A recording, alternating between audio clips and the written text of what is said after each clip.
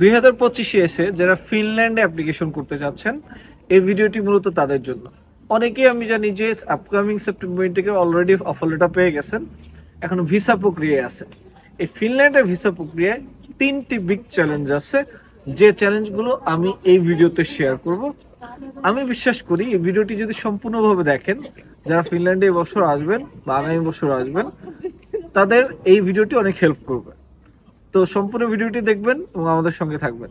Hello dear viewers, আমি SM. শরম সৈকত, পোল্যান্ডের ওয়ার্সো সিটি থেকে আপনাদের সবাইকে জানাচ্ছি স্বাগতম। আমি পোল্যান্ডে এখানে পড়াশোনা করে পরবর্তীতে আমি ফিনল্যান্ডে মুভ করেছিলাম, বাট এখন যে ভিডিওটা করছি এটা পোল্যান্ড থেকেই করছি, যে কারণে আপনাদেরকে ওয়ার্সো থেকে স্বাগত জানালাম।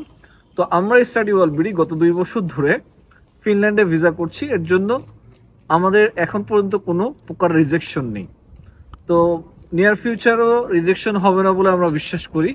তো যারা ফিনল্যান্ডে স্টুডেন্ট ভিসা প্রসেস করতে চান ফ্যামিলি সহ, আমাদের অফিসিয়াল সার্ভিস আমরা দিয়ে থাকি। আমাদের ঢাকাতে অফিস রয়েছে নিকুঞ্জতে, এছাড়াও আমি ফিনল্যান্ড থেকে হেল্প করে থাকি।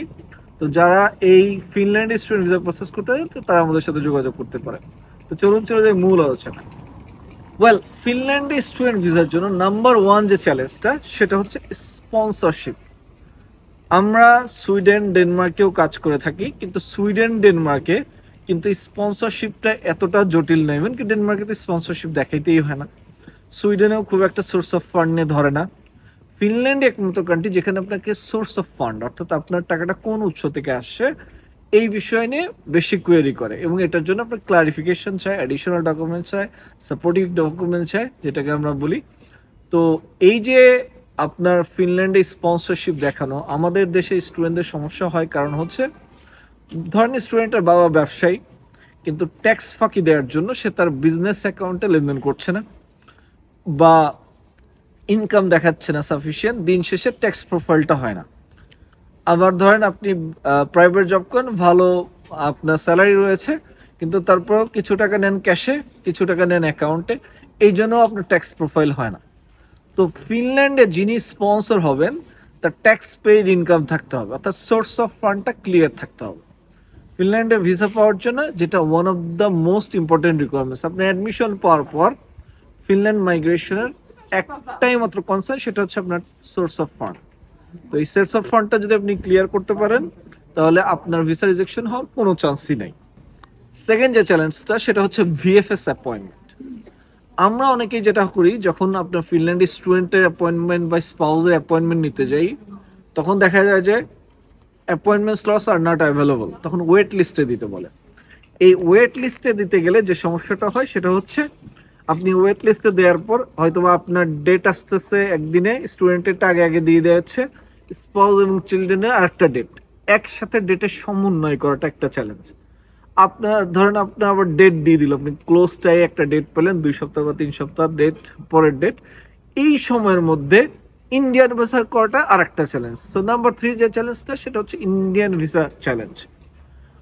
আমি বলি যে ফিনল্যান্ডের ভিসা মোটেই কঠিন কিছু না, ইন্ডিয়ান ভিসাটাই হচ্ছে কঠিন। আপনি ইন্ডিয়ান ভিসা পাইছেন মানেই হচ্ছে আপনার ফিনল্যান্ডের ভিসা হয়ে গেছে। এটা কিন্তু আজ থেকে 1 থেকে 1.5 বছর আগেও এই ইন্ডিয়ান ভিসা নিয়ে এত চ্যালেঞ্জ ছিল না, যেটা আমরা এখন বর্তমানে ফেস করছি। হয়তো বা নিয়ার ফিউচার এটা সলিউশন আসতেও পারে। তো ইন্ডিয়ান ভিসার ক্ষেত্রে যেটা হয়, আপনি অ্যাপয়েন্টমেন্টটা নিয়ে যখন ইন্ডিয়ান ভিসার জন্য জমা দেন, তখন ওই যে নির্দিষ্ট ডেট অ্যাপয়েন্টমেন্ট স্লটসের আগে আপনার ইন্ডিয়ান ভিসাটা যদি না হয়, আপনাকে আবার ওয়েট লিস্টে দিয়ে আবার ডেটটা নিতে হয়। এই যে ভিএফএস এর ডেট এবং ইন্ডিয়ান ভিসার সমন্বয়, এই সমন্বয়টা খুবই জরুরি। আবার যারা ফ্যামিলি নিয়ে অ্যাপ্লিকেশন করবেন, আপনার বাচ্চার আপনার স্পাউসের একসঙ্গে পাওয়াটা আর একটা চ্যালেঞ্জ। এই যে 3টা চ্যালেঞ্জের কথা বললাম, একটা হচ্ছে সোর্স অফ ফান্ড, সেকেন্ড হচ্ছে আপনার অ্যাপয়েন্টমেন্ট বুকিং, থার্ড হচ্ছে ইন্ডিয়ান ভিসা।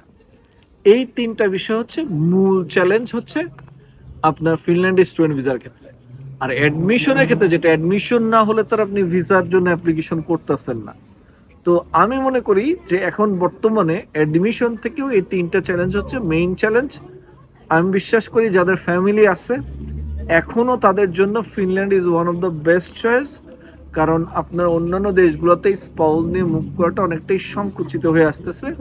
তো এখনো যাদের সুযোগ রয়েছে এই দেশটাতে মুভ করার, জব ক্রাইসিস আছে, যাদের সাপোর্টিভ ইনকাম আছে, বা ব্যাকআপ আছে তারা অবশ্যই ফিনল্যান্ডকে চুজ করবেন।